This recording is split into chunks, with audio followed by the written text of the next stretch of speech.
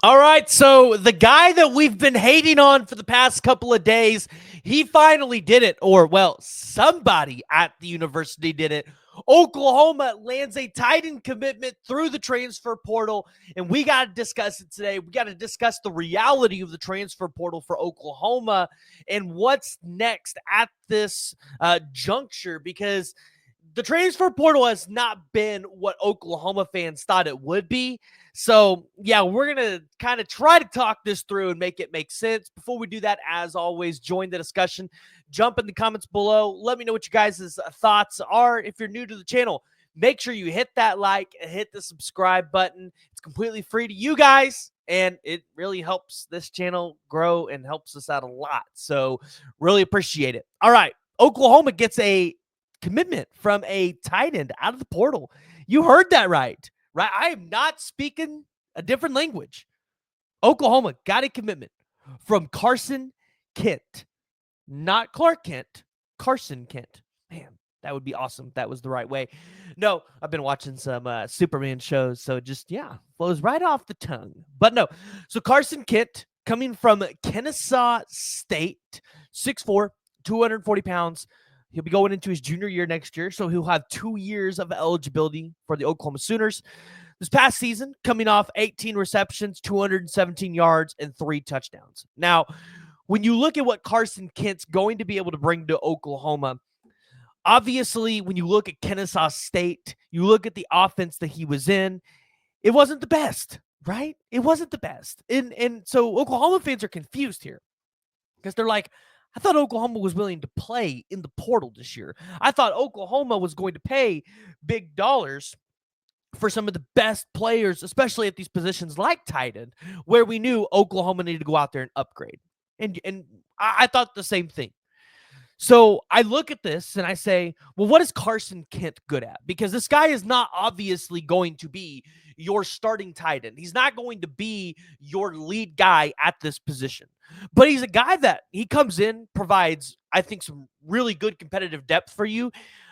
But he's a really good blocker. And if you look at his time in Kennesaw State, you look at the grades, he averaged a 66.1 in the pass block, 55.5 in the run block. Looks like his best game was a 72.1 against a UTSA team that actually at times had a pretty good edge rush attack. Now, obviously, you would like Carson Kent to develop at Oklahoma and to be more of a pass-catching tight end as well and kind of just have both skill sets. But if Carson Kent's a guy that you can line up, on some of those goal line sets or sets where you need to get 1 yard and he's able to block for the running back in a tremendous way, then you're going to count that as a huge win. So I look at this for Oklahoma and I say, okay, you've got one tight end commitment. What's next at the transfer portal space for Oklahoma? Because, again, it's not been what we thought it would be. Obviously, I think you still need to take another tight end. Now, whether or not they take one right now in this portal cycle, I think remains to be unseen. They might have to go take one in the second one, kind of in the spring, and hopefully maybe a guy that's really good jumps into the portal cycle, somebody that Oklahoma actually has a shot with. Now, I look at what else you have going on. You obviously probably want to take 1 or 2 more wide receivers. I don't know if they take another one right now in this cycle. Obviously, we've talked about a couple guys. We talked about the kid from Jacksonville State. We talked about the kid from Troy. You kind of hear some things there, some rumblings that maybe Oklahoma could be involved.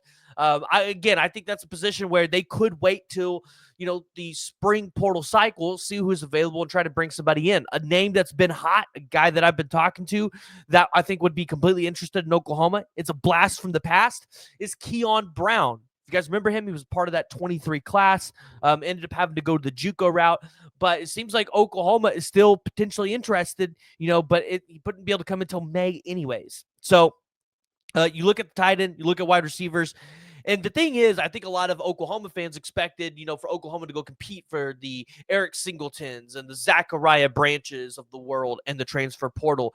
And I think if you're an Oklahoma fan, you have to understand and you have to look at here is, those guys are going to cost you millions upon millions of dollars.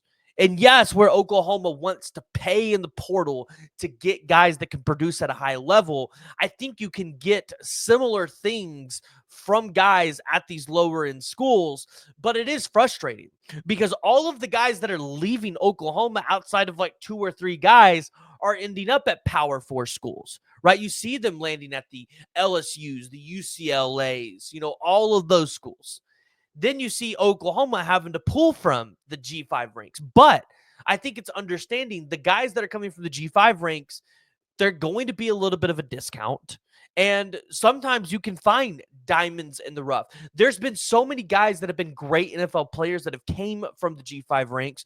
Florida State just had some defensive linemen that came from the G5 ranks before. So just keep that in mind if you're an Oklahoma fan, although it is frustrating because it doesn't seem like Oklahoma is doing 100% what I think everybody expected him to do this year in the transfer portal. I think it's working. I think the vision that Brent Venables and the staff have, they're going out there and they're executing it. You got the big fish in John Mateer, which is what you needed. You needed a quarterback that could run Ben Arbuckle's offense and take this offense to new heights next year. So we talked about wide receiver. We talked about tight end. Those are obviously a couple positions of need. The last couple that I think Oklahoma really needs to go hit and tackle in the portal, you got to go get yourself some more cornerbacks, right? Obviously, everybody's watching Ethan O'Connor. I really like Takario Davis as well, the tight end, or not tight end, the cornerback from Arizona. He's been a guy that has been linked and rumored to Oklahoma before. So you just have to kind of watch what Oklahoma's going to do at that position. You need guys with size. You guys need some really lengthy dudes, some guys with speed that you can keep up with some of these SEC wide receivers. You look at defensive end. You're losing Ethan Downs. You're losing Trace Ford. You're losing Caden Woolard, right? You need to be able to replace those guys. Obviously, you have a guy like RMT in that room. You have a PJ Adebayor. You've got a Daniel Okoye. I mean, you've got several dudes in this room that I think Oklahoma is high on, but you need to get yourself an experienced defensive end in the portal, and I think they just haven't found the guy yet. Regardless whether you get Dominic Williams to come back or not, I still think Oklahoma needs to go take 1 or 2 interior defensive linemen.